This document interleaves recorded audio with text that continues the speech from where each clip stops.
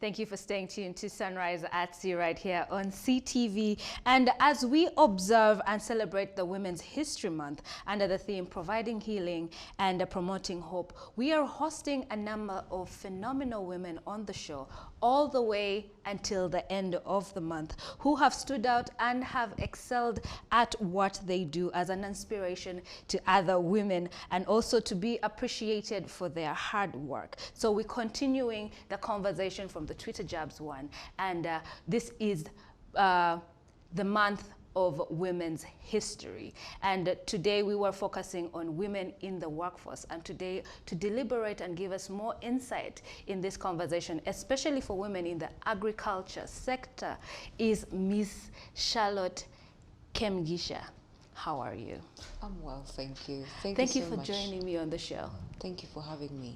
And she's also the manager and public relations manager at Ministry of Agriculture. Thank you so much for coming in and honoring my invitation. Well, this is the build-up. This is a build-up to Women's Day, and this year's theme is break the bias, whether intentionally or unintentionally. So we are supporting women. We are encouraging women to be more involved in all sectors of the world, whether in agriculture, whether in business, whether in health, whatever the case may be. So for my first question, how do you feel about Women's History Month and its impact on celebrating women?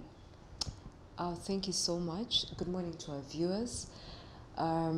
First off, this is an important, in my view, this is a very important month. Yes. Because and I would like to appreciate you for actually taking time off beyond just Women's Day on Yes. March 8th and Yes. dedicating the entire month to this.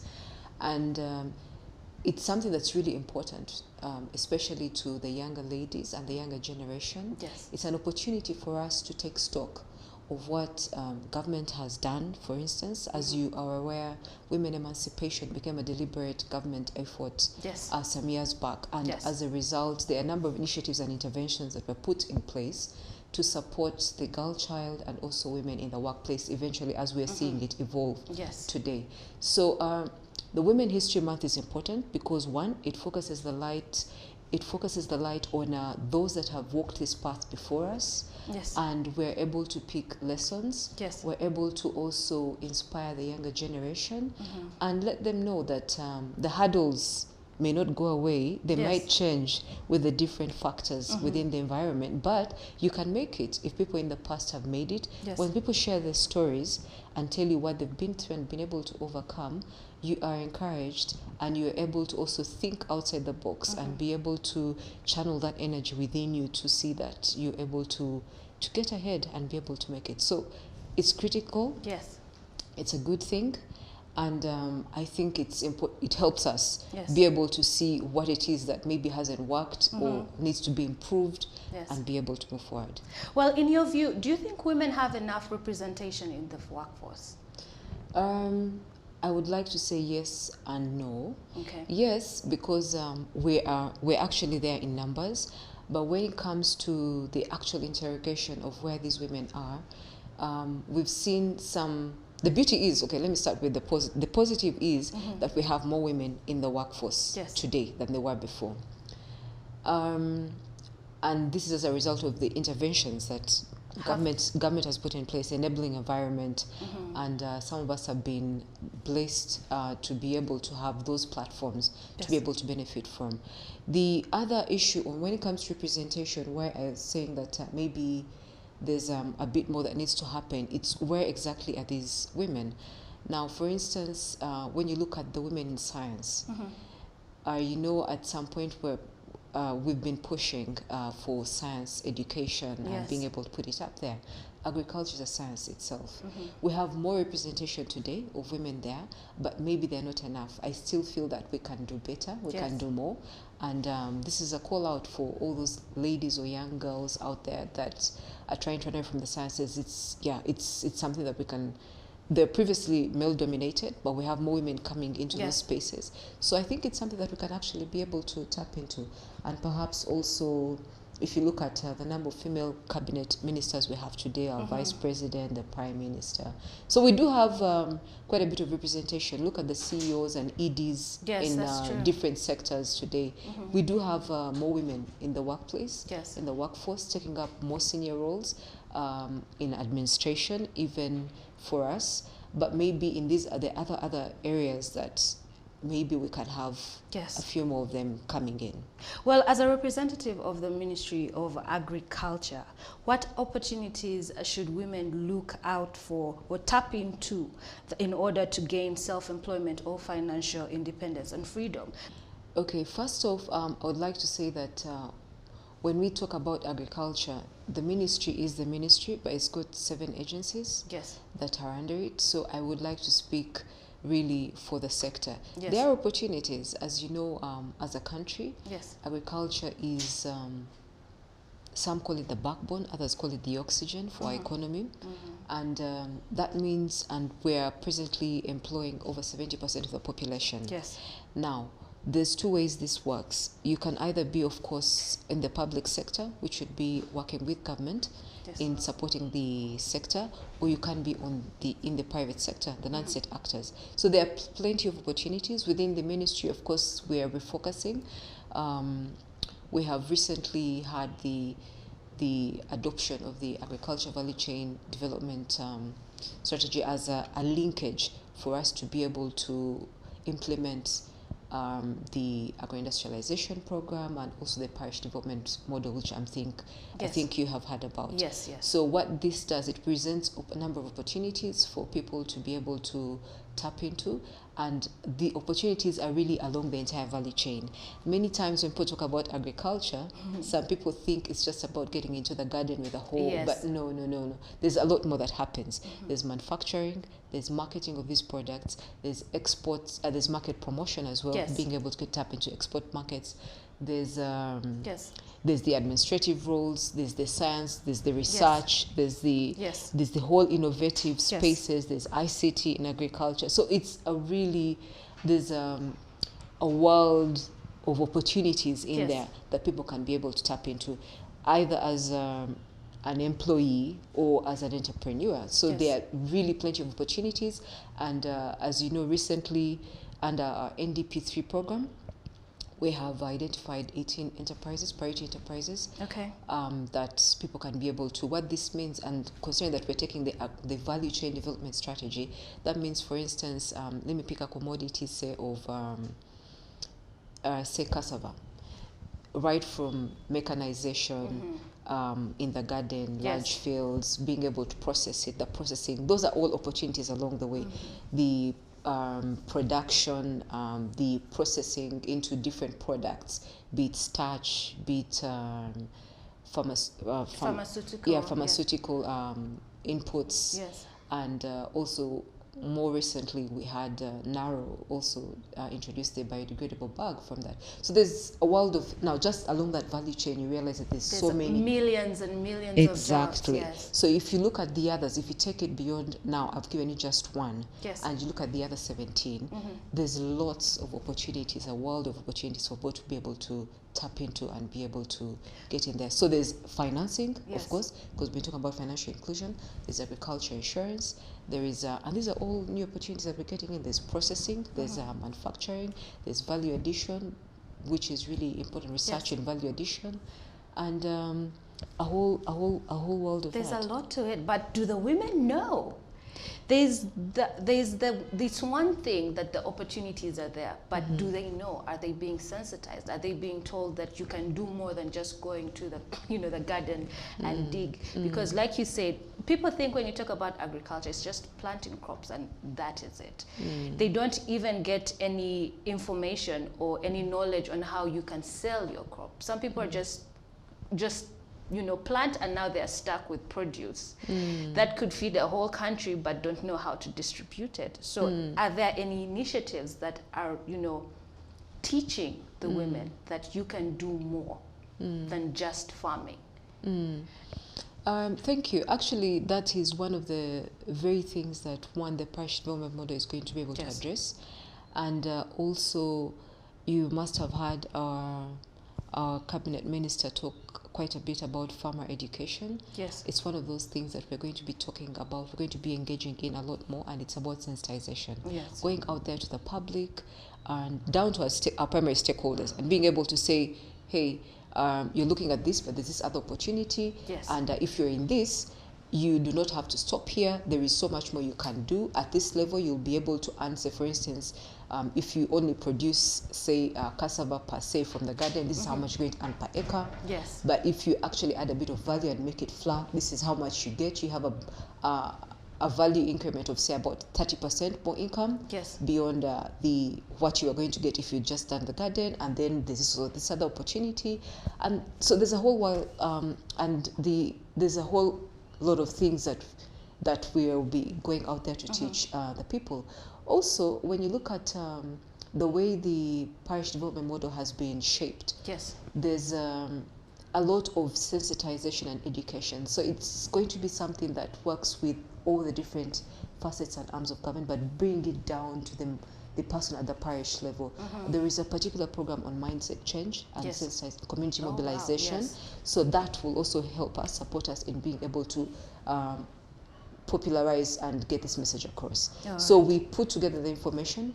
That's a primary role, to be able to interrogate and be able to recommend and say, okay, for this particular region, these are things that you would really be able to do very well based on the different factors that are within your, be it climate, edaphic factors, soil, suitability, and things like that, or acreage. This is what it is that you can be able to do. Yes. And then for this is what you're able to do. And then somebody else also comes and tells you, okay, so after this, when you select these particular enterprises and you're able to get so much, you need to also learn that beyond just the garden, you can do more. And being able to embrace that it's a whole long...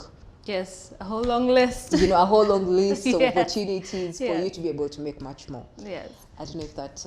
yes, it does. Thank you. Then I would like to ask, what are some of the challenges that are hindering women from excelling in the agriculture sector? Because women comprise of most of the people in the sector, but on the least land. So besides just that, the land, what other hindrances are women facing? Wow.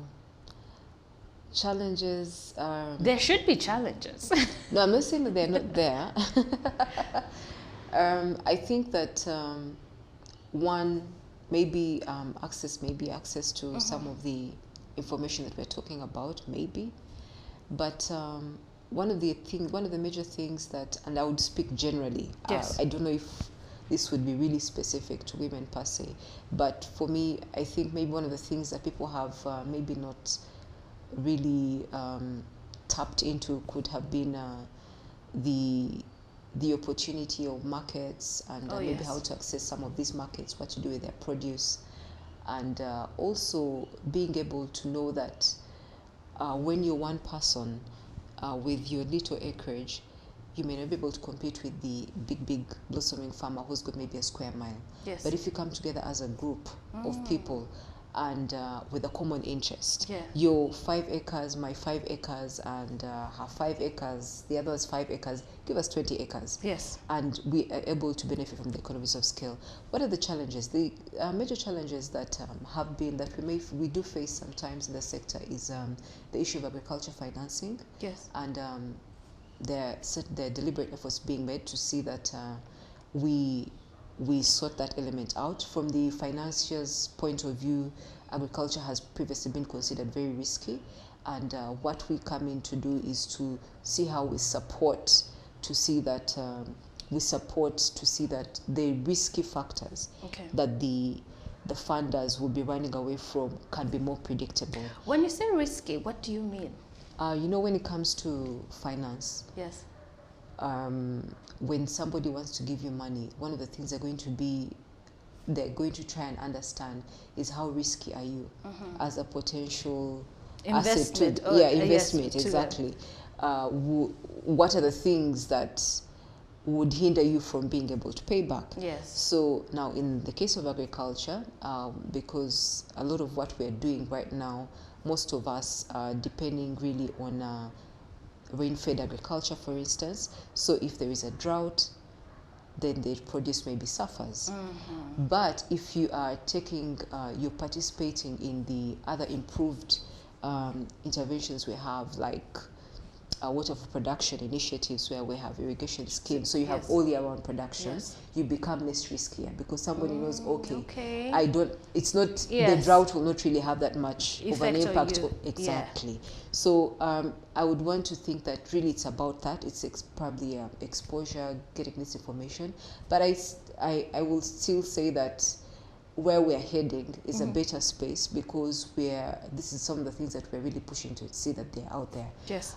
As women also, maybe say in the workforce, like any other woman, you have to really you need to bring your A game to the table. Yes.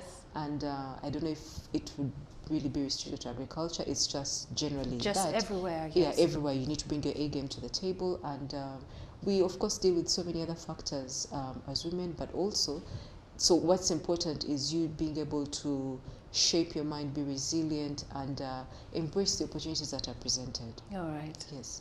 And my next question, are there any running special programs for women, maybe this month or moving on until the end of the year, that women can tap into in the agriculture sector, that is at the ministry? Okay, so within the sector, we do have general programs. They may not be necessarily specific to women, but we do have many more women, of course, that are participating in many of these things. And if you look at also our statistics as a country, when it comes to entrepreneurship, we're considered the most enterprising country in the world. Yes. And when you break that down further, you realize that women actually are leading on those entrepreneurial things. Yes. But the opportunities are really available for all.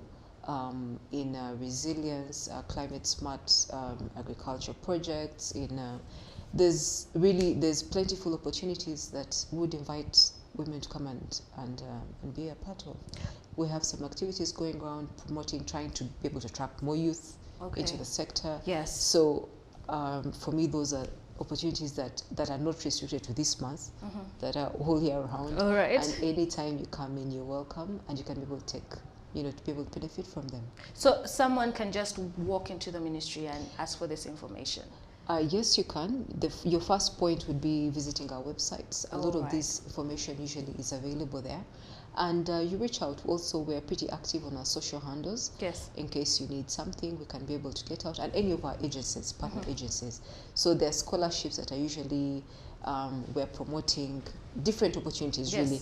And I know also from the different programs, there's that specific interest in trying to help and skill and reskill all the different actors. All right. Yes. And then in your perspective, what projection and possibilities do women need to take seriously?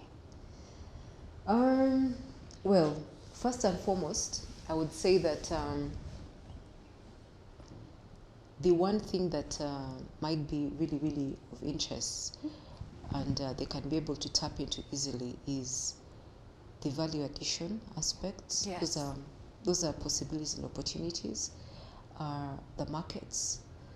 And when you look at fruits, there's a lot of fruit farming that is ongoing. And we could also consider, in my view, it's that value addition and being able to promote, the opportunities in there. And until you open the box or the bottle, you may not really know how much it is that you can be able to tap into. But there's one very small thing, and it's what we call cottage industries. I don't know if you've heard about it. Yes, I have. Cottage, they make soaps, they make all these other things. Yes. And you can do it you can start from your house. So those are some of the things that you can be able to do as your part-time and be able to flourish and grow. Yes. Those are they're possibilities and opportunities that you can be able to tap into within our sector. But most importantly, value addition. Yes. And exactly as you said, you noticed the example you gave of soap. Yeah. Value addition. Exactly. Because some people make soap, if you may know, from lard or pig fat. Or, yes. So that's value addition, as in beyond what you've done. Maybe you have a piggery farm. You pick Take that and then go make soap. Exactly. Exactly. So there's so many things that you can be able to do. The cottage industry is really one of those that, and also be able to make cheese or yogurt from within the confines of your home. You can start from there.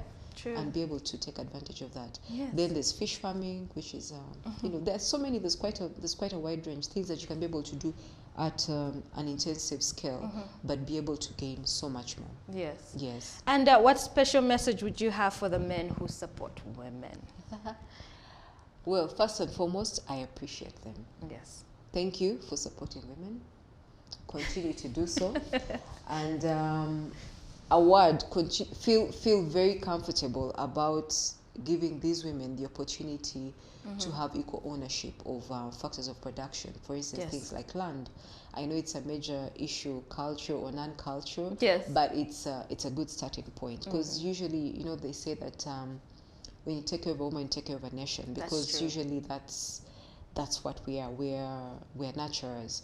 So I would encourage them to also continue to be bold about certain decisions that seem like they rock the boat, but they really help much more minimal people. And of course, even the girl child needs to be, as a man, even in your home, there's that support that you can give to your wife, to your partner, to your wife, to your daughters, to your nieces, to your cousins. Just a little push and support for them to be able to get through. Yes. Yeah.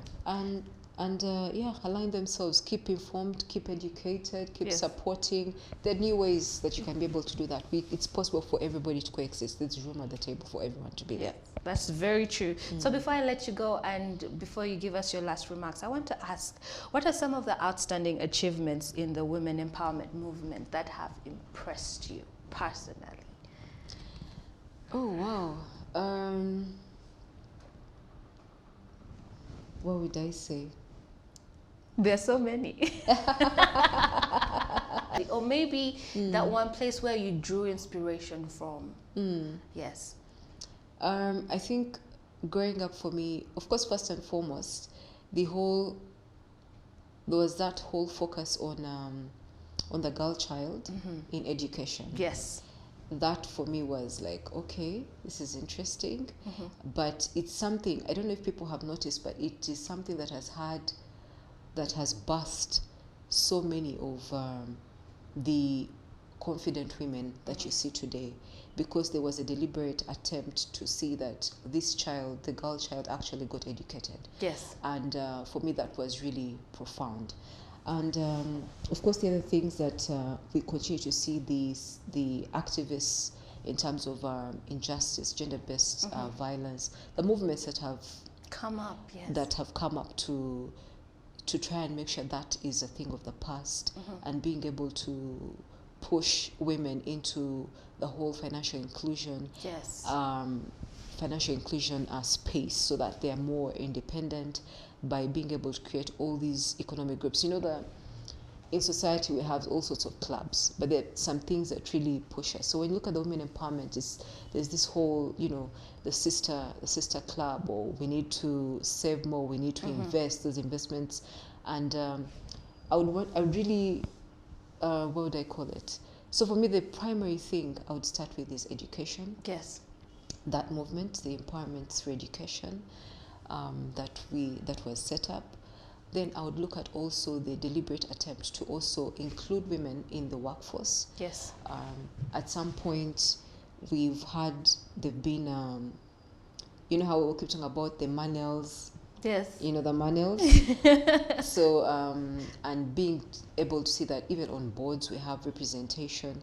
We've been able to get women into spaces in the boardroom. Yes. And being able to get them into some of these senior roles, and see that actually eventually they do much more. Yes. They're able to deliver and not do less than what their male counterparts would have done. Yes. So for me, I think those are the key things. The civil rights, of course, there's also an entry right now into climate change. Yes. By the women movement. Yes. And so for me, those are the three key things: right. women, education, the climate change that is emerging, Yes. and also being able to enter into leadership positions, both in governance and government and The private sector. private and public sector. Yes. All right, thank you. So before I let you go, any closing remarks that you'd like to share with our viewer?